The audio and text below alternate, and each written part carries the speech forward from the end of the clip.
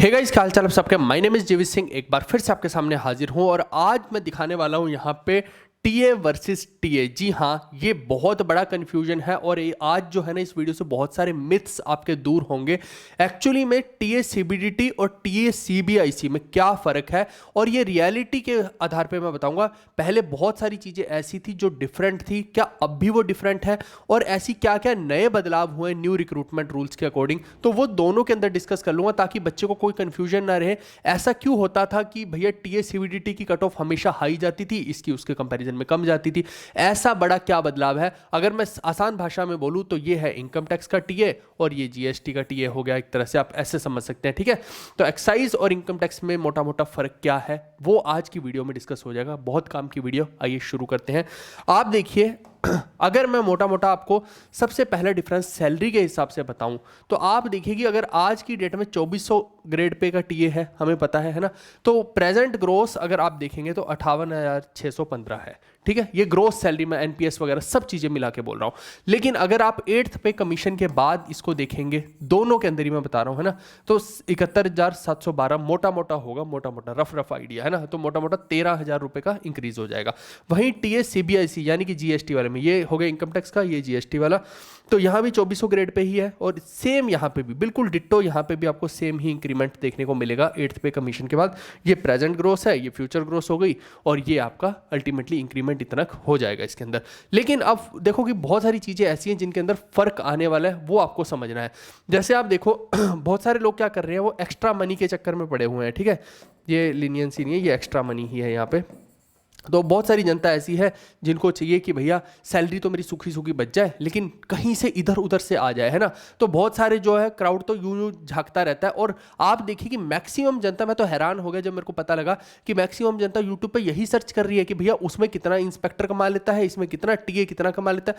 भाई एक जमाना था, ये कोई जमाना तो चल नहीं रहा है। आप देखो आज की डेट में टेक्नोलॉजी बहुत ज़्यादा शिफ्ट हो गई है। पहले एक जमाना था जब बहुत सारा इंस्पेक्टर राज चला करता था, एक इंस्पेक्टर बाजार में निकलता था तो लोग खौफ सा खाने लग जाते थे। और खौफ भी कौन खा रहे? बिजनेसमैन जो होते, दुकानों वाले होते हैं ना, क्योंकि एक्चुअली में वो भी लीगल नहीं था। लेकिन आप देखो कि ब्रिटिश राज से लेकर उस टाइम तक, आज से 5-7 साल पहले तक आप समझ लीजिए कि वो खौफ बना हुआ था इंस्पेक्टर का, ठीक है। तो वो जैसे ब्रिटिशर पहले निकला करते थे, ऐसे ही आज की डेट में आप समझो कि सपोज इनकम टैक्स इंस्पेक्टर निकल गया तो सब दुकान वाले जो है उनके यूं निकल जाते थे, पर भैया कि आज किसी ना किसी को रगड़ा जाएगा, है ना। वो किसी भी दुकान पे जाके कुछ भी मांग कर रहा है वहां पे, और इस तरीके से खौफ का माहौल क्रिएट किया गया था। लेकिन गवर्नमेंट ने जब ये देखा कि ये बहुत सारी पिलफरेजेस हो रही हैं, तो गवर्नमेंट ने इनकम टैक्स डिपार्टमेंट को उठा के कर दिया भैया फेसलेस। क्या हर चीज फेसलेस है? जी नहीं, विंग जो है वो फेसलेस नहीं है ना, लेकिन बाकी की चीजें फेसलेस है। अब यहाँ पे ये जो यूटीएम वगैरह वाली बात होती है, मैक्सिमम 2 डिपार्टमेंट्स के अंदर होती है ना। लोग बोलते हैं कि एक तो विंग में भैया बहुत होता है, एक सेंट्रल में बहुत होता है। देखो बात सीधी सी ये है, जो करेगा सो भरेगा वाली बात है। मैंने खुद अपने लाइव एग्जांपल्स देखे। एक टीए था भाई साहब, 5,000 के चक्कर में सीबीआई ने रेड मारी थी, है ना। सिर्फ उसकी बात नहीं थी एक्चुअली क्या होता है कि जो असेसी होता है ना, जिससे आप पैसा डिमांड करते हैं, कई बार वो जो है वो सीबीआई को जो है जाकर बता देता है कि, या फिर विजिलेंस वालों को बता देता है कि भैया मेरे से तो इस तरीके से डिमांड किया जा रहा है। और आजकल तो ये आम नंबर सीबीआई ने दे रखा है, भैया कोई भी आपसे पैसा मांगता है आप सीधा हमें बताओ। सीबीआई ने ट्रैप बिछाया और ये जो लड़का था, आप समझो ये लड़का जो है अपने घर के अंदर है और इसके साथ और भी लोग इन्वॉल्व होंगे। अब जिस बंदे से पैसा ले रहा है भाई साहब, आप समझो कि मोटा मोटा शाम के 8-9 बजे का टाइम है, ये अपने घर पे बुला रहा है उस बंदे को। देखो कितना बेवकूफ इंसान है। और घर पे बुला के, और यहाँ पे देखिए कि इसको नहीं पता कि अभी क्या चल रहा है ना, कि नोटों के ऊपर रंग लगा हुआ है, क्या कर रखा है, केमिकल लगा हुआ है ना। तो इसको जो है इसने 5,000 रुपए दे दिए बंदे ने, और आप देखो कि जिन नोटों को इसने पकड़ा था उन्हीं के ऊपर इसके फिंगरप्रिंट छप गए, उनके ऊपर पाउडर लगा होता है ना, केमिकल वाला जो होता है, जो सीबीआई यूजुअली एक प्रूफ के तौर पर रखते हैं कि हाँ आपने पैसा लिया है इससे। ऐसे तो नोट से क्या पता लगेगा। तो ये जो था एक ट्रैप था और सीबीआई ने इसको हटका दिया। सिर्फ यही एक केस, ये छोटे लेवल पे नहीं, मैं बड़े लेवल का, आप सोच रहे हो कि शायद बड़े वाला ऑफिसर बच जाता है, तो आईटीओ लेवल का, इनकम टैक्स ऑफिसर लेवल के बंदे भी जो है इसके अंदर सीबीआई के गिरफ्त में आए हैं, 10-10 लाख रुपए लेते हुए, घूस लेते हुए, है ना। अक्सर रोज हमें ऐसे केस देखने को मिलते हैं। जो बच गया सो बच गया, ये तो वही वाली बात है ना, कि हाथी निकल जाए तो निकल जाए, अगर पकड़ी जाए तो पूछ पकड़ी जाए, वही वाली कहानी है ना। तो ये तो डिपेंड करता है अब कि तुम्हारा लक है ना कब तक साथ दे रहा है। अब जब तक तुम्हारे ऊपर धाएं धाएं फायर कर रहे हैं, पूरे के पूरे माउजर में हो सकता है कि गोली किसी एक चैम्बर में हो, अब तुम्हारे ऊपर टक टक टक कर रहे हो, तो तुम्हारी किस्मत है कि किस दिन तुम्हें गोली लग जाए, वो वाली कहानी है। तो ये भी वही है कि अगर तुम इतना है हिम्मत तुम्हारे अंदर, जिगरा है ये सब घटिया काम करने का, तो करो, पैसा ही पैसा कमाओ, तो जिस दिन पकड़े गए उस दिन जिंदगी भर पछताओ। वहीं पे अगर आप देखते हैं सीबीआईसी में, तो यहाँ भी पार्शियली तो फेसलेस ये है ही है। तो यानी कि यहाँ भी आप देखो कि यहाँ तो मैं बहुत ही फनी लगता है ना, आप देखिए कि कस्टम का एक बंदा था भाई साहब, कस्टम का एक बंदा हाँ, ये बड़ी हंसी की ही बात है कि कस्टम वाला बंदा कहाँ है, एयरपोर्ट पे है ना, और ऊपर से वो एक वहाँ पे जो बंदा दूसरा आ रहा है एयरपोर्ट पे, यात्री है एक तरह से आप ये कह लीजिए, उसको अलग से अपने एक चैम्बर में लेके जा रहा है, ठीक है। और ये जो है ऊपर वीडियो भी बन रही है, भाई एयरपोर्ट में तो कितने कैमरा होते हैं, वो जाके उससे 5,000 रुपये ले रहा है। अब बाद में असैसी ने जो है, ये रियल बात बता रहा हूँ मैं, कोई मजाक नहीं कर रहा, 5,000 रुपये के लिए ये लोग अपनी इज्जत गंवा रहे हैं और नौकरी अलग गंवा रहे हैं। अब देखो कि ये क्या हुआ कि इस असैसी ने जाके उसको पहले तो कहीं से उसका नंबर अरेंज किया, जो भी था है ना, अप्रोच किया उसको और बोला कि मेरे को वो 5,000 रुपये वापस दे दो। ये भाई साहब ऑफिसर बन गए यहाँ पे है ना, बोलते कि मैं नहीं देता, जा जो करना कर ले।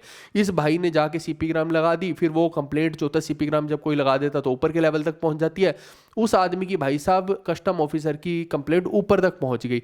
आज ये हाल है कि वो लगभग डिसमिस होने की कगार पे, यानी कि गया वो जो उसने करना था कर लिया 5,000 के हेकड़ी के चक्कर में।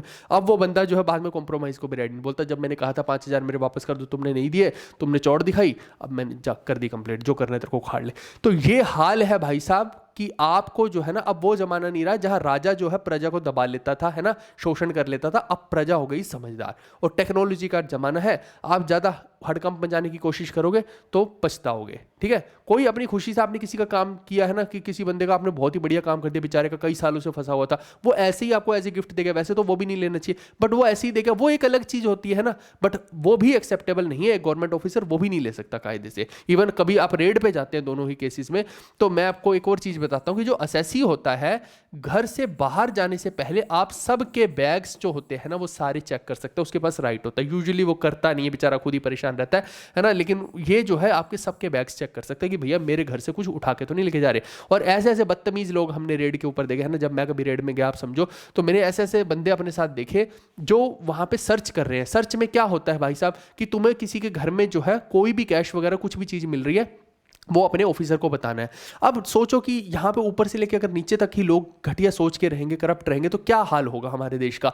तो लोग क्या करते हैं, जैसे मान लो कि एक गट्ठी पतली सी मिली है ना, कि 5-6 हज़ार रुपए, जैसे आपको 500-500 के नोट वहाँ पे 5-7 हज़ार रुपए मिल गए कहीं पे किसी किताब में रखे। ऐसे कई बार लोग करते हैं कि किताबों में रख देते हैं 5-7 हज़ार, वो वैसे गलती से रखे जाए या कुछ भी हो जाता है ना। मैंने खुद ने भी ऐसे देखे, तो मैंने अपने साथी को खुद देखा है ना, उसने 5-7 हज़ार रुपए भाई साहब जेब में ही डाल लिया, उसने किसी को बताया ही नहीं, भनक भी नहीं लगने दी। और मेरे को इतना अजीब सा लगा उस दिन, मेरे को ये फील हुआ कि मैंने कहा कि यार ये क्या कर रहा है यार, ये तो इतनी लीचड़ हरकत है, इसको चोरी नहीं बोलेंगे तो क्या बोलेंगे, है ना। बेशक से सामने वाले ने चोरी की है, बट आप भी चोरी कर रहे हैं यार, ये तो गलत बात है, ये तो बिल्कुल ही मॉरली तो ये बिल्कुल ही रॉन्ग थिंग है ना, कि ऐसे तो मत करो, हक हलाल की कमाई करो यार, ये क्या तरीका है। तो सामने वाले से मांग ही ले, फिर भाई साहब कैसी हरकतें कर रहा है यार। तो कुछ नहीं हो सकता ऐसे लोगों का, आप ऐसी मानसिकता के लोग हैं, यू आर सिक पीपल, आपका कुछ नहीं हो सकता फिर, ठीक है। आगे बढ़ते हैं। अब मैं बात करता हूं जो मेजर पॉइंट के लिए मैंने यहां पे इसको बनाया है वीडियो को। यहां पे बहुत बड़े चेंजेस आए हैं। आप देखो प्रमोशन के लेवल में, पहले देखो कि जो सीबीआईसी में पहले और आज की डेट में क्या होता था, क्यों कट ऑफ्स का डिफरेंस रहता था। जो यहाँ का टीए है ना, वो एग्जीक्यूटिव असिस्टेंट जो है भाई साहब एक तरह से मोटा मोटा 10 साल में बन रहा है, और आगे जो है मिनिमम बता रहा हूं ये मैं, आगे जो एग्जीक्यूटिव असिस्टेंट इंस्पेक्टर जो 5 साल में बन रहा है ना, तो मोटा मोटा ये तो अभी मैं लेटेस्ट का सिनेरियो बता रहा हूं कि ये मिनिमम है। आगे आगे चलकर क्या हो रहा है यहाँ पे आप समझो कि जब सैचुरेशन आती जाएगी तो जरूरी नहीं कि ये 10 में ही बनेगा, हो सकता है इसको 12 लग जाए, 14 लग जाए, कितने भी साल लग सकते हैं। जब आगे वैकेंसी ही खाली नहीं होगी तो वो कहाँ से। और सबसे बड़ी चीज़ तो ये है कि एग्जीक्यूटिव असिस्टेंट की वैकेंसी अब डायरेक्टली जो है एसएससी सीजीएल से भी भरी जा रही है। तो आप देखो कि जो टीए लग रहा है वो तो प्रमोशनल बेसिस पे आएगा और ये डायरेक्ट बेसिस पे आएगा। तो 2 तरह के बेसिस हो गए है ना, एक हो गया प्रमोशन से, एक हो गया डायरेक्ट। अब दोनों का ही अगर मान लो 50-50% कोटा कर दिया जाए तो फिर आधी सीट उधर चलेगी, आधी इधर चलेगी, तो ये गड़बड़ है ना। ये चीज आप देखो कि फिर आपको टाइम लग जाएगा बहुत ज्यादा। अब आपको मैं यहां पे समझाता हूं कि यहां क्या हुआ।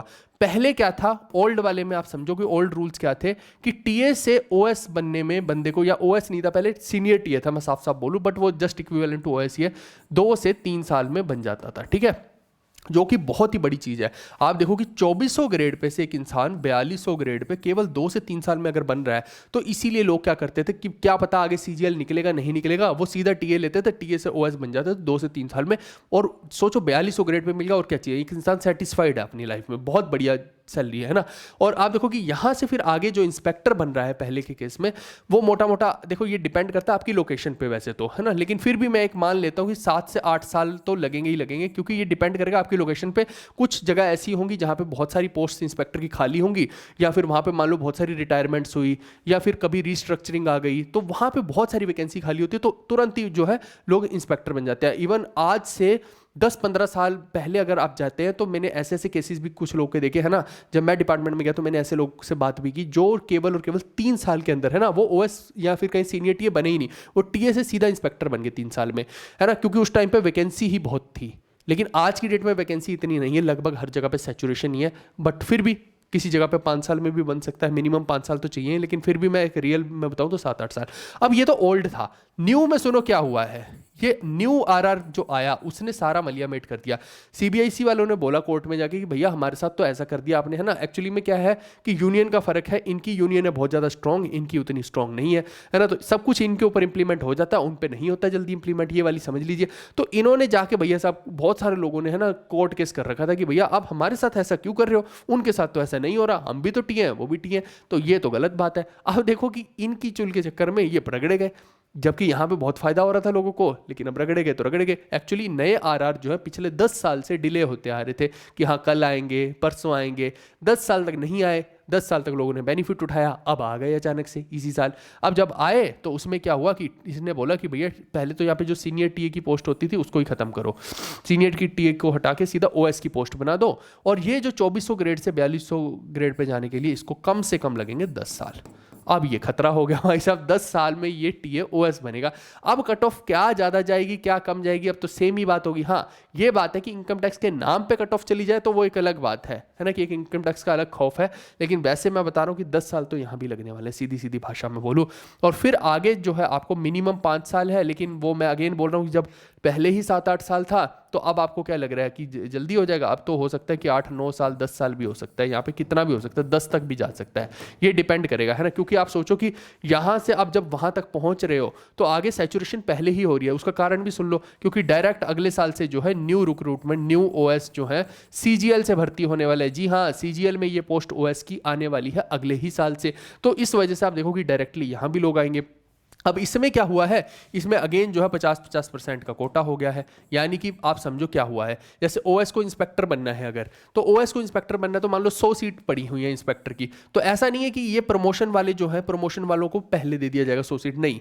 एक्चुअली में आधी सीट तो इनकी मानी जाएगी, ये जो नए रिक्रूटमेंट वाले आ रहे हैं, और आधी उनकी मानी जाएगी। 5 साल तो पूरे करना ही करना है, समझ लो इस चीज को, है ना। तो अगर ये 100 पोस्ट है, जैसे मान लो ये पहली बार ऐसे न्यू सीजीएल वाली पोस्ट इंट्रोड्यूस होगी, तो आधी सीट मान लो 100 खाली है, तो आधी सीट इनके लिए रिजर्व रहेंगी। जब ये 5 साल अपने पूरे कर लेंगे तो ये तुरंत ही इंस्पेक्टर बन जाएंगे। यानी अब अगले साल जो ओएस की पोस्ट आने वाली है, अगले 2 से 3 साल के अंदर अगर आप ओएस बन जाएंगे तो आपके लिए बहुत बेनिफिशियल है, आप तुरंत इंस्पेक्टर बन जाएंगे 5 साल में, ये 100% श्योरिटी है। क्योंकि अभी तो वैकेंसी खाली रहेगी यहाँ पे, क्योंकि आपके लिए रिजर्व रहेगी। लेकिन जो प्रमोशन से आ रहे हैं उन बेचारों की हो जाएगी प्रमोशन स्लो। क्यों? क्योंकि 100 वैकेंसी थी पहले, इनको मान लो कि 70% वैकेंसी मिल रही थी, ओएस की पोस्ट ही नहीं थी डायरेक्टली। 70% क्या 100% मान लो मोटा मोटे तौर पे, जब ओएस की पोस्ट ही नहीं है तो 100% ही वैकेंसी मान लो, 70 क्या 100% जो है यहाँ पे डायरेक्टली प्रमोशन में और था, अब कर दी आधी। तो यहाँ पे क्या हो गया, 100 की बजाय केवल 50 सीट रिजर्व है इन लोगों के लिए जो प्रमोशन से जा रहे हैं, है ना। जो अब सोचो कि जो डायरेक्ट आए हैं 50 उनके लिए होगी, 50 प्रमोशन वालों के लिए होगी। अब उनकी जो प्रमोशन है वो स्लो हो जाएगी। ये एक गड़बड़ हो गई है, जिससे कि मैंने बोला कि एक टीए को इंस्पेक्टर बनने में ही भाई पता नहीं कितने साल लग जाए, है ना। आप सोचो 10 साल ये हो गए, 10 साल ये हो गए, 20 साल में तो वो इंस्पेक्टर ही बन रहा है। आगे पता नहीं वो कब आईटीओ बनेगा, शायद ही कोई आईटीओ बन पाए, है ना। आईटीओ बन भी गया तो आईटीओ पे ही रिटायर हो जाएगा, जबकि पहले कमिश्नर तक लोग पहुंच रहे हैं, एसीआईटी डीसीआईटी तक पहुंच रहे हैं, है ना। असिस्टेंट कमिश्नर डेप्यूटी कमिश्नर तक भी पहुंच रहे हैं। इवन एक ऐसा बंदा हम लोगों ने देखा है ना, जो क्लर्क के तौर पर आया था और क्लर्क से बढ़ते बढ़ते बढ़ते बढ़ते भाई साहब वो एडिशनल कमिश्नर बन गया अपनी लाइफ के अंत में जाके। एडिशनल कमिश्नर, सोचो कितनी बड़ी पोस्ट पे पहुंच गया। लेकिन आज की डेट में ये पॉसिबल नहीं है। अब ये जो है ये डिपेंड करेगा इस चीज पे कि एक बंदा टीए कितनी एज में आ रहा है। कोई 23-24 साल की एज में आ रहा है तो वो थोड़ा सा आप समझो कि एसीआईटी लेवल तक चला जाएगा, नहीं तो नहीं जा पाएगा। सीधी सी बात, सिंपल सी बात है ना। तो दोनों में लगभग कोई अंतर तो नहीं रहा है, लेकिन आप सोचो कि एक एग्जीक्यूटिव असिस्टेंट लेने से अच्छा है कि आप ओएस ले लेना।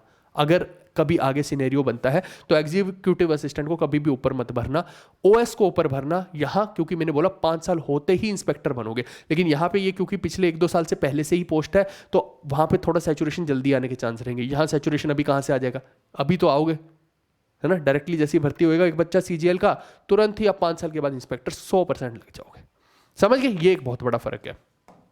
अच्छा, इस सब चीज़ के लिए जो है डिपार्टमेंटल एग्जाम होते हैं।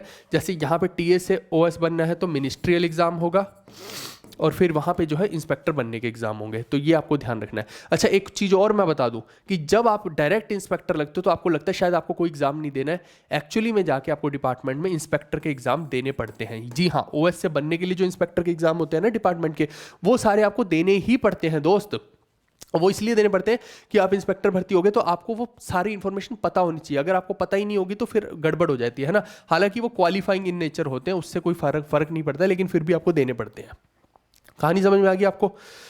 तो ये बता दिया आपको, और क्या रह गया सिनेरियो वो देख लेते हैं। हाँ, लीनियंसी और वर्क प्रेशर की बात कर लेते हैं। तो टीए सीबीडीटी में अगर देखा जाता है तो यहाँ पे ऑफिसर्स बहुत बढ़िया है, मैक्सिमम ऑफिसर है ना। एक्सेप्शंस तो हर जगह पे ही है, अब बुरे से बुरा व्यक्ति भी मिल सकता है, अच्छे से अच्छा भी मिल सकता है, लेकिन मैक्सिमम ऑफिसर्स कूल है, ज़्यादा दिक्कत वाली बात रहती नहीं है ना। और स्टाफ बहुत ज़्यादा कोऑपरेटिव रहेगा। अब मान लो कि तुम्हें पढ़ाई करनी है तो कुछ डिपार्टमेंट ऐसे रहते हैं ना जहाँ पे, जैसे मान लो कि कोई ऑडिट डिपार्टमेंट में, तो ऑडिट में भैया सारा दिन कोई खास काम रहता ही नहीं है ना। साल भर में 760 केस करने हैं, है ना, तो आप समझो बहुत ही ईजी काम है। तो साल भर में इतना का काम है, 2-3 लोग 4 लोग हो तुम, इजीली हो जाएगा पूरे साल भर में, कोई दिक्कत वाली बात ही नहीं है।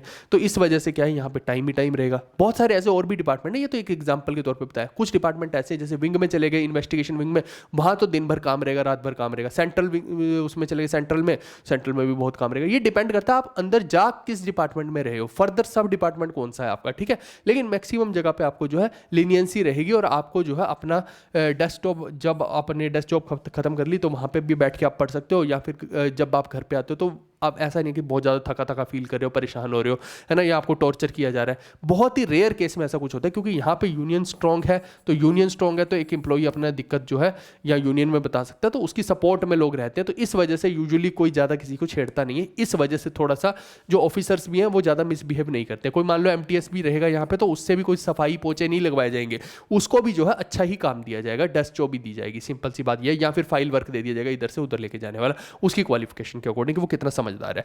फिर वहीं पे यहाँ टीएस सीबीआईसी में जो देखते हैं तो यहाँ पे थोड़ी स्ट्रिक्टनेस ज़्यादा है। ऐसा बहुत सारे लोगों से मैंने सुना है, मैक्सिमम लोग यही बोलते हैं, है ना, थोड़े फ्रस्ट्रेटेड रहते हैं, काम ज़्यादा है, परेशान रहते हैं, तो पढ़ने का भी टाइम नहीं मिल पाएगा आपको। तो यहाँ थोड़ा सा दिक्कत तो रहेगी आपके साथ, कि आप ध्यान रखिएगा अगर आप सीबीआईसी में जाते हैं तो सीबीडीटी उससे कहीं बेहतर है सीबीआईसी के कंपैरिजन में। फिर मैं अगर ट्रांसफर्स की बात करता हूँ तो देखो, अगर आपको देखना है स्टेबिलिटी, कि आपको जहाँ पे ट्रांसफ़र मिली आप चाहते हो कि मैं वहीं पे ही रहूँ, मैक्सिमम केस में तो टीए को कोई भी नहीं छेड़ता है, ये आप याद रखिएगा, है ना। ओएस को फिर भी चेंज किया जा सकता है, या इंस्पेक्टर को भेजा जा सकता है इधर से उधर, लेकिन टीए को कोई भी नहीं छेड़ता, मैक्सिमम केसेस में कोई नहीं छेड़ता। जहाँ हो वहीं रहोगे, यानी स्टेबिलिटी रहेगी। अगर आपको अपनी होम स्टेट मिल गई या घर के आसपास मिल गया तो टीए बहुत बढ़िया है, कोई छेड़ेगा नहीं तुम्हें, तुम चिल रहोगे, सारी लाइफ आराम से बिता सकते हो, है ना।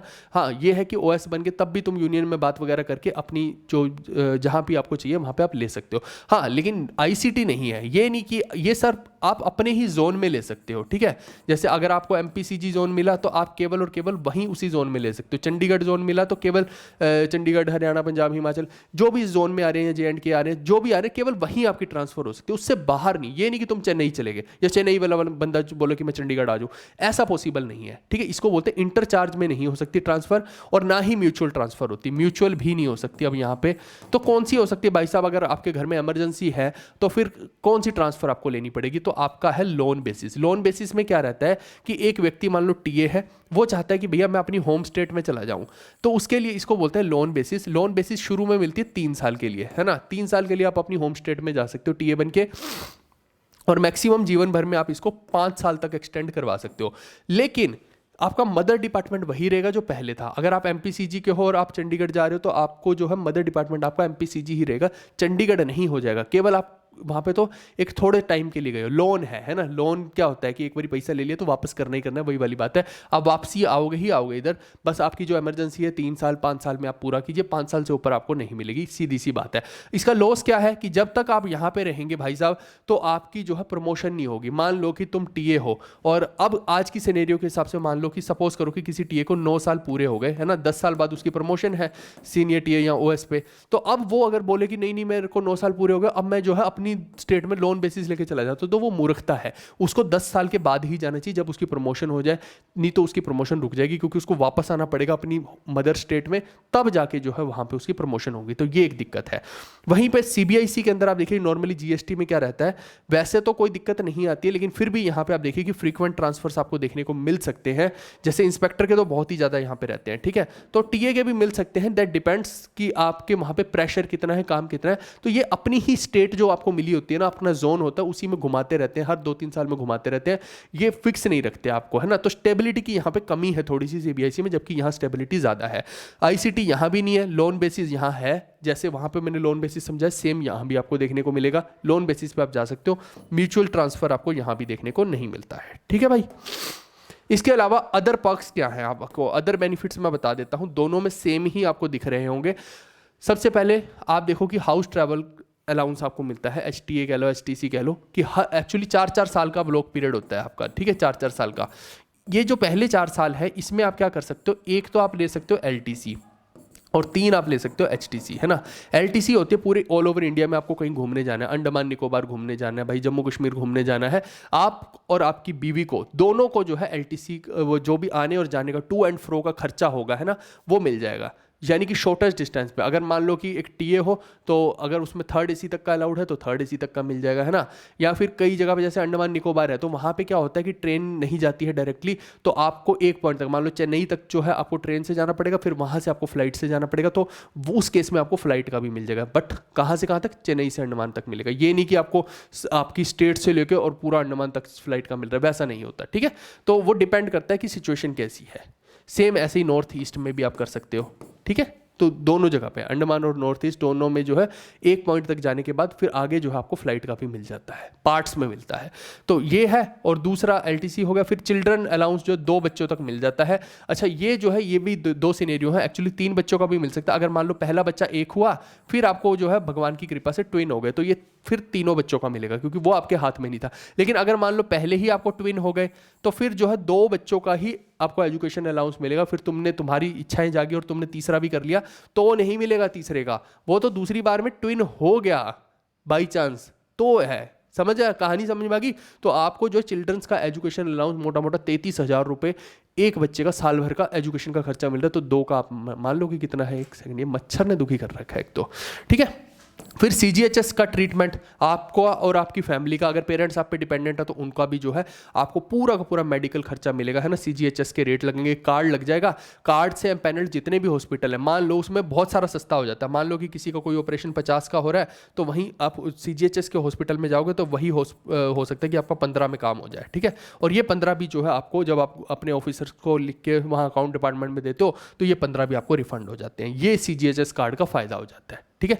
पहले तो रेट ही कम हो जाता है, सीधा आप जब जाओगे हॉस्पिटल में, है ना, सीधा 50 का 15 हो गया, और फिर ये 15 भी आपको रिफंड हो जाता है। कुल मिला के आपका मोटा मोटा कोई खर्चा नहीं होता है, बस ये है ना। फिर दिवाली बोनस मोटा मोटा 7,000 रुपये, 6,900 मिलता है, तो 7,000 रुपये। सेम यही चीजें जो यहाँ भी आपको देखने को मिलेंगी। तो कुल मिला के मैंने आपको दोनों का ही कंपेरिजन बता दिया। अगर ओवरऑल सिनेरियो में देखा जाएगा तो मुझे लगता है कि आप जो है टीएससीबीडीटी को चूज कीजिए। यहाँ पे यूनियन स्ट्रांग है, यहाँ पे स्टेबिलिटी है, स्टाफ कोऑपरेटिव है, कोऑपरेटिव स्टाफ है भाई साहब, है ना। और बेशक से प्रमोशन सब तो बराबर ही हो गए, लेकिन आगे चल के जब हम ओएस की बात करते हैं तो वहाँ एक बेनिफिट आपको देखने को मिलेगा, क्योंकि यहाँ एग्जीक्यूटिव असिस्टेंट ऑलरेडी बनी हुई है पहले से ही, तो वो जो है वहाँ सैचुरेशन पहले ही हो चुका होगा, जब तक कि यहाँ पे सैचुरेशन नहीं देखने को मिलेगा, क्योंकि यहाँ चीज़ें अभी अभी बनी है। तो यहाँ सैचुरेशन आने में अभी 2-3 साल लगेंगे। तो इसलिए इसको चूज करना प्रमोशनल एस्पेक्ट से आज भी बेनिफिशियल रहेगा as compare to this one. कहानी समझ में आई आपको कि मैं क्या बोलना चाह रहा हूँ आप लोगों को? तो दोनों में क्या डिफरेंस है मैंने आपको मेजर बता दिया है हर एंगल से। और गर्ल्स जो है वो किसी को भी चूज कर सकती हैं। गर्ल्स का रहता है कि नहीं मैं उसको करूँ, इसको करूँ, दोनों ही मस्त जॉब है, कोई दिक्कत नहीं है, आपको कोई ज़्यादा प्रेशर नहीं रहता है। रेट्स पे दोनों में ही जाने को मिलता है, दोनों में नया नया एक्सपोजर मिलेगा। टीए भी रेड पे जाता है, एमटीएस यूजुअली नहीं जाता है बट लेके जा भी सकते हैं, लेकिन टीए जाते हैं रेड के ऊपर, है ना। तो वहाँ पे एक नया एक्सपीरियंस आपको मिलेगा, मज़ा आएगा, तो वो एक डिफरेंट थिंग है, तो वो दोनों में ही आएगा। ठीक है, तो ये सारे कंपैरिजन मैंने यहाँ पे आपको बता दिए। अब अगर आप फ्री ऑफ कॉस्ट जीके की तैयारी करना चाहते हैं तो मैंने ये जीवी कक्षा नाम से एक यूट्यूब चैनल नया बना दिया है, जिसमें 120 घंटे से ऊपर का कंटेंट, वो भी प्रीमियम कंटेंट मैंने बहुत ही शानदार तरीके से विद लास्ट 5 ईयर PYQ, है ना, पिछले 5 साल के PYQ के साथ सब चीज़ें करवा दी है। जैसे आप मोटा मोटा अगर देखेंगे तो पूरी हिस्ट्री को तो मैंने 30 घंटे से ऊपर की हिस्ट्री करवाई है। एक्चुअली में इसमें बहुत सारे PYQ हैं, तो वो सारे, तो ऐसे ही करके हम यहाँ पे ज्योग्राफी को कवर कर रहे हैं, केमिस्ट्री को, फिजिक्स को, सारे सब्जेक्ट्स को यहाँ पे कवर कर रहे हैं। तो आप जो है इसका लिंक मैंने डिस्क्रिप्शन में दे रखा है, इसको सब्सक्राइब करके रख लेना भाइयों, है ना। ये जो है आपको पूरा आपकी नैया पार लगा देगा, 100% है ये, कि जो मैंने पढ़ाया ऐसा हुआ नहीं कभी कि उसमें से आया ना हो। आप देखिए इवन जो हमारी बुक्स हैं, चाहे वो हमारी इंग्लिश मीडियम की ये बुक्स हैं, चाहे फिर आप हिंदी मीडियम की किताब देखिए, हर साल देखो इनमें से क्वेश्चन आते ही आते हैं, है ना। मैक्सिमम क्वेश्चन तो आपको इन्हीं किताबों से मिल जाएंगे, और आपको नोट्स भी बनाने की जरूरत नहीं पड़ेगी। ये देखो कलरफुल नोट्स इस तरीके के आपको यहाँ पे मिल जाते हैं। इतना आप नहीं कर पाएंगे खुद से, नॉट पॉसिबल। तो आप नोट्स पे बनाने में ध्यान नहीं दे सकते, आपको कंटेंट को समझने पर ध्यान देना, वो आपको फ्री ऑफ कॉस्ट यहाँ पे मिल रहा है। इसके अलावा अगर फिर भी कोई बच्चा चाहता है कि नहीं मैं तो पेड कोर्स में जाना चाहता हूँ, मैं चाहता हूँ कि टेक्स्ट बुक जैसा ही एक हमारा जो टेस्ट पास है जिसमें सभी एग्जाम्स कवर्ड है वो भी मेरे को मिल जाए, मेरे को मॉक टेस्ट जो मैंने खुद ने अलग से बना रखे हैं यहाँ पे टॉपिक वाइज वाले वो भी मिल जाए, वीडियोस भी मिल जाए, PDF भी मिल जाए, स्टैटिक भी मिल जाए, करंट अफेयर भी मिल जाए, है ना, बहुत सारी चीज़ें प्रैक्टिस के लिए मिल जाए, है ना। तो वो अगर डेली टारगेट्स मिल जाए तो वो सारा हमारा GS का रामबन 2.0 बैच में है, जो प्री प्लस मेंस के लिए बैच रहता है ना। तो इसमें अगर आप बसंत कोड यूज़ करते हैं तो 400-500 रुपये का ऑफ हो जाएगा, जो कि बहुत बड़ा ऑफर है। आप देखो आज की डेट में हर जगह पे टेस्ट पास ही जो है 500-700 रुपये का हो रखा है, जबकि आप देखो कि यहाँ पे आप अगर ये कोड लगाते हैं 400-500 का ऑफ होने के बाद 700-800 का बैच पड़ रहा है। कुल मिला के आप देखिए कि टेस्ट पास और साथ में video course, PDF course, current affair, static, हर चीज़ आपकी यहीं से सॉल्व हो जाएगी। तो फिर आपको क्या चाहिए, कुछ भी और करने की जरूरत ही नहीं है। ये वन स्टॉप सॉल्यूशन हमने बनाने की कोशिश की है ना। तो ये कोड लगा लेना, इससे आपको बेनिफिट हो जाएगा। ठीक है दोस्तों, चलिए, अगर आपको आज की वीडियो अच्छी लगी, आपको लग रहा है कि दमदार तरीके से मैंने इन्फॉर्मेशन दी है, इंपॉर्टेंट चीज़ें बताई हैं आज के प्रेजेंट सिनेरियो के हिसाब से, तो प्लीज़ इसको लाइक कीजिए एंड शेयर जरूर कीजिए। हम मिलते हैं नेक्स्ट वीडियो में। Bye bye, take care, see you, love you all.